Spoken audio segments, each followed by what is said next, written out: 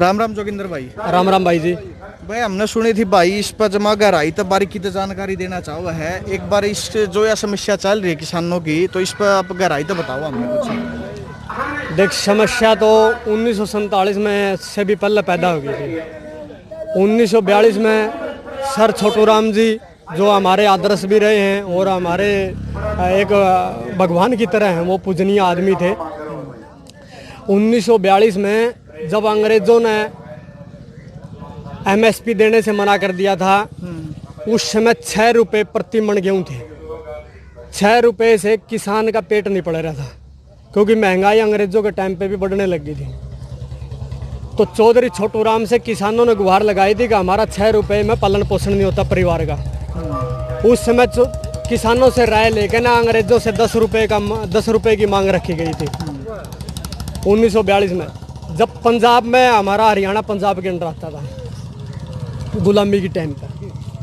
तो उस समय भी चौधरी छोटू राम अपना 10 रुपये का प्रस्ताव लेकर अंग्रेज शासन के पास गए थे और हिटलरशाही उस टाइम पर थी, लेकिन उन्होंने साफ मना कर दिया था कि हम 6 रुपये से ज़्यादा 1 रुपया भी नहीं देंगे। तो चौधरी छोटू राम जियों ने आह्वान कर दिया था, अब मैं अकेला नहीं आया हूँ, मेरे अंदर जो किसान की आत्मा है वो पूरे किसानों की आवाज़ मैं आपके सामने लेकर आया हूँ। अगर ये मांग नहीं मानी गई तो हरियाणा से लेकर राजस्थान से लेकर और लाहौर तक पूरी खड़ी फसल को आग के हवाले कर दिया जाएगा। तो उस समय फिर अंग्रेज शासन ने पंजाब के मुख्यमंत्री से बात करी थी। पंजाब के मुख्यमंत्री ने भी एक ही बात बोली थी, अगर किसानों की मांग नहीं मानी गई, चौधरी छोटू राम की मांग नहीं मानी गई, तो पूरी फसल को आग के हवाले कर दिया जाएगा, ये मान के चलो अंग्रेज शासन के दौरान। तो उस समय अंग्रेजों ने दोबारा छोटू राम से संपर्क करा, छोटू राम जी को बुलाया और जब 10 रुपये के उन्होंने देने की बात की कि हम 10 रुपये देने के लिए तैयार हैं, तो चौधरी छोटू राम जी ने उस समय भी स्पष्ट तौर पे कह दिया था कि अब 10 रुपये नहीं, अब मैं 12 रुपये लूँगा। और 12 रुपये देने पर अंग्रेज शासन को झुकना पड़ा था जी। तो उसी तरीके से आप लगातार उसी तरीके से हम चाहते हैं कि जिस समय एक नेतृत्व, एक छाया के नीचे सभी किसान, एक बैनर के नीचे सभी किसान अपनी एकता दिखाएं और किसी एक नेता के लीडरशिप में, एक किसान बंधु के नेतृत्व में ये लड़ाई लड़ी जाए, और चाहे कितनी भी लंबी लड़ाई लड़नी पड़े, हम तन मन से और धन से इनके साथ हैं। सब किसान मिलजुल के, सब किसान मिलजुल के, किसान के साथ मजदूर भी जुड़ा हुआ है, किसान के साथ व्यापारी भी जुड़ा हुआ है, किसान के साथ दुकानदार भी जुड़ा हुआ है। किसान एक पेड़ है और पेड़ की काफ़ी कुछ टहनियाँ हैं, उस टहनियों पर अनेकों प्रकार का वजन है और वो सारा का सारा वजन किसान के ऊपर है। सारा किसान के ऊपर है। किसान अगर बर्बाद हो गया तो देश, किसान बर्बाद है तो देश बर्बाद है, विश्व ब्रह्मांड बर्बाद है। चलो भाई, बड़ी अच्छी बहुत गहराई तक आपने बताना। हाँ, आंकड़े बताओ आप। हाँ, मैं भाई आंकड़े याद तो नहीं रह सकते, लेकिन भाई साहब लिख के ले आए हैं। हाँ, मैं बताना चाहता हूँ किसान के साथ धोखा 2019-20 की मैं ये डिटेल आपको दे रहा हूँ। 2019-20 की ये तो अब की बात होगी बिल्कुल। हाँ, 2019-20 की लेटेस्ट है बिल्कुल, ठीक है। फसल पैदावार और खरीद है। चावल की फसल हुई थी अपने 8184 lakh quintal ton, 1184 lakh ton, 1184 lakh ton, और खरीद हुई सरकारी आंकड़ों में मात्र 511 टन, ठीक है। और गेहूँ 1076 लाख टन पैदा करे थे किसान ने, और खरीद हुई सरकारी आंकड़ों में 390 लाख टन। और दाल हमने पैदा करी थी 231 लाख टन, लेकिन सरकार की खरीद हुई सरकारी आंकड़ों में मात्र 28 लाख टन। और मोटा जो अनाज आता है, हम जैसे हर तरह मोटा अनाज उगाते हैं, उसमें हमारा 554 लाख टन पैदा करके दिया था किसान ने, ठीक है, लेकिन खरीद हुई मात्र 4 लाख टन।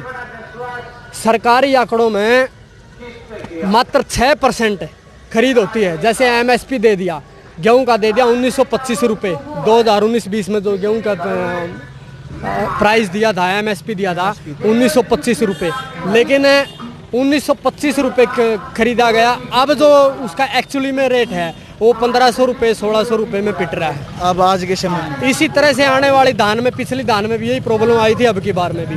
अब PR 126 है या 1509 है, जितना भी जो भी दे रखा है, पीआर का रेट दे रखा था हमारे 1888 रुपये का रेट है, 1888 रुपये का, लेकिन खरीद उसकी हो रही है अभी फिलहाल 1200 रुपये, 1300 रुपये, 1400 रुपये।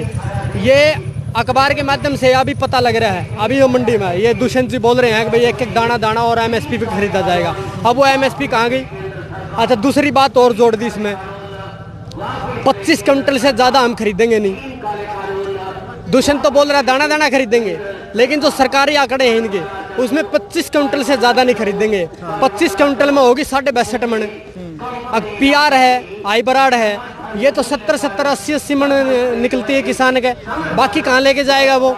इसी तरह से बाजरे का कर दिया इन्होंने 8 क्विंटल का, यानी कि 20 मन। अब 20 मन एक एकड़ में 20 मन से अगर ज़्यादा बाजरा पैदा होगा तो वो कहाँ लेके जाओगा? इन्होंने खाली दिखावा करा है। जो चोर दरवाजे से सत्ता में हिस्सेदारी करी है दुष्यंत ने, चोर दरवाजे से जो आए हैं वो लूट के कारण आए हैं। सिर्फ 1 साल के कार्यकाल में 9 से अधिक घोटाले इन्होंने कर दिए।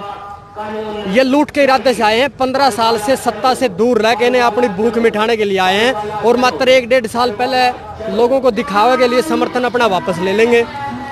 ये पहले प्लान तैयार कर, ये बिल्कुल इनका प्लान है। ये प्लान है। चोर दरवाजे से जिस तरीके से आए हैं ये इसके काफ़ी कुछ विधायक भी नाराज़ हैं। आप लोग सोशल मीडिया पे हो, पत्रकार बंधु हो, आपने सुना भी होगा। 9 घोटाले इन्होंने ऐसे करे हैं, चाहे वो गेहूं का घोटाला हो, चाहे वो धान का घोटाला हो, चाहे वो शराब का घोटाला हो, चाहे वो किसी भी प्रकार का घोटाला। 1 मिनट रोकूंगा भाई साहब ना। देखो भाई, अभी किसान देखो जाने दिया है, ये बड़ी अच्छी बात आप देख पा रहे हो। ये जींद से हिसार का रोड है और यहाँ पे हिसार के लिए बहुत ज़्यादा एम्बुलेंस वगैरह आते जाते रहते हैं। भाई इस बात पे बड़ा अच्छा लगा, ज़रूरतमंद और एम्बुलेंस को नहीं रोका जा रहा किसानों के द्वारा, ये बहुत अच्छी बात लगी।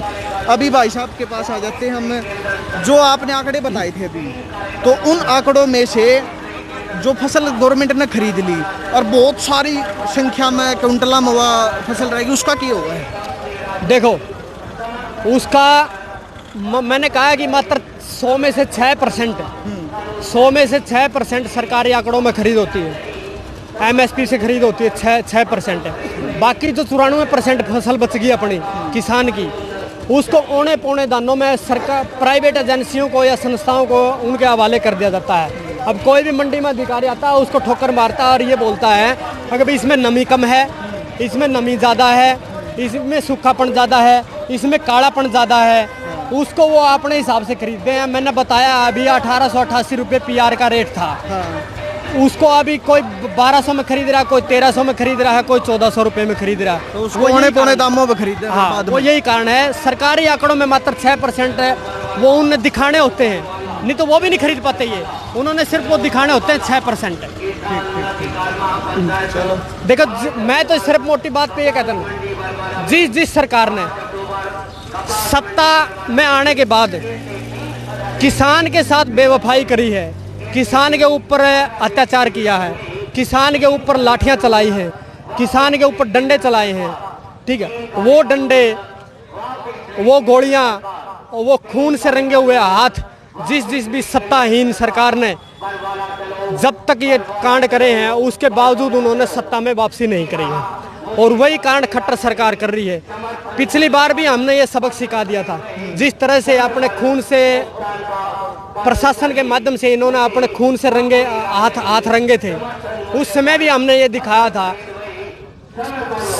75 पार का नारा देने के बावजूद भी हमने 40 सीटों पे इनको रोक दिया था। प्रदेश की जनता ने उसका इन्होंने रोक दिया था, बिल्कुल मुंह तोड़ जवाब दिया था। लेकिन जो बीजेपी एंटी वोट जिसने लिए थे, वो चोर दरवाजे से सत्ता में हासिल हुए, और हमने सत्ता में भी ये सोचा कि चलो भाई सत्ता में रहेंगे तो कुछ किसानों का भला करेंगे, कुछ मजदूर का भला करेंगे, कुछ आढ़तियों का भला करेंगे। लेकिन सिर्फ अपने स्वार्थ के लिए ये सत्ता में शामिल हुए थे, हमें नहीं पता था कि इस तरह से ये करेंगे।